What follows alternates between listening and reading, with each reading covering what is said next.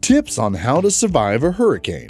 The good thing about hurricanes is that we generally have a little warning before it hits. Despite the fast winds and torrential rain, a hurricane system itself moves relatively slow, allowing government and weather bureaus to warn residents that live in its path before the storm bears down on them. An official hurricane warning signifies that a hurricane is likely within the next 48 hours. However, when this is upgraded to a hurricane watch, you've got 36 hours or less till that hurricane makes landfall. Preparation should be in full gear. But what if that warning didn't come in time? What if the hurricane suddenly veers off its predicted trajectory and heads straight for your town or country? Would you know how to survive if a hurricane tore through your town? Welcome to Brilliant Thinking. Intrigue your mind. Click that subscribe button before we get started and you'll never miss out on another amazing video. Get your go bag and get ready. This is tips on how to survive a hurricane. Be prepared. You may never have been a Boy Scout, but being prepared is your best chance of survival in a natural disaster. If you've just heard on the radio that a hurricane is incoming, it might be a little late for the following steps. But before hurricane season approaches, while the skies are blue, it's important to be ready just in case. Build a go bag. At the center of any emergency plan should be your go bag.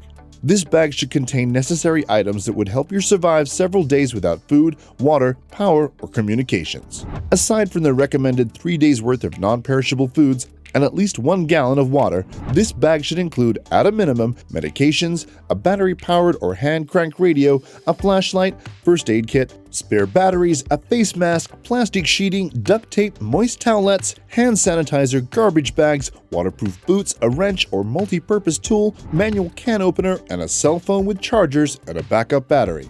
Since June 2020, the CDC have recommended additional items, and the link to the full list can be found in the description below.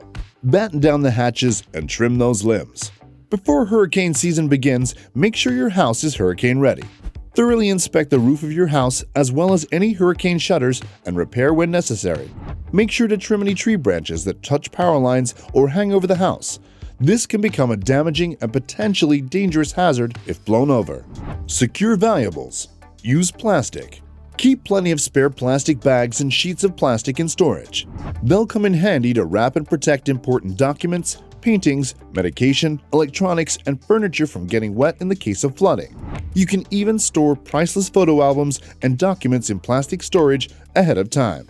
A hurricane is coming. What now? Prepared or not, if the warning sounds of an impending hurricane, here's how you survive. Listen to official advice. Unless you're a qualified meteorologist, you should listen to the warnings and advice from government and official sources. If they tell you to evacuate, they're only doing so for your own safety. There's no need to be a hero, just leave. Evacuation steps. If you've been given the evacuation order, there's a few things that you can do on your way out the door to help ensure your house will be there when you return. Turn off gas, electrical, and water mains to avoid gas explosions or flooding. Unplug any electrical appliances to prevent damage from power surges. Grab your go bag, your ID, a change of clothes, and get out of there. Again, follow official advice, or if you're not sure, head for higher ground or as far away from waterways as possible. Bunkering down.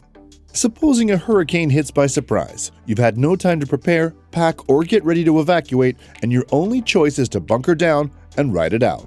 Or maybe staying at home is safer than trying to hastily evacuate a large family. What can you do to increase your chances of survival?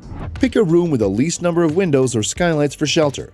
Flying debris and broken glass can be just as devastating as the storm itself, and has caused countless injuries and deaths over the years. Is it safe to come out? When it seems like the storm has passed, don't rush outside to enjoy the weather just yet. Hurricanes can be deceptive. You might be within the eye of the storm, or the raging tempest can do a U-turn and come back to finish the job.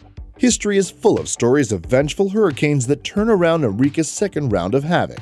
Added to this, more deaths and injuries occur after a hurricane hits than during the storm itself, with people coming into contact with fallen trees and downed power lines.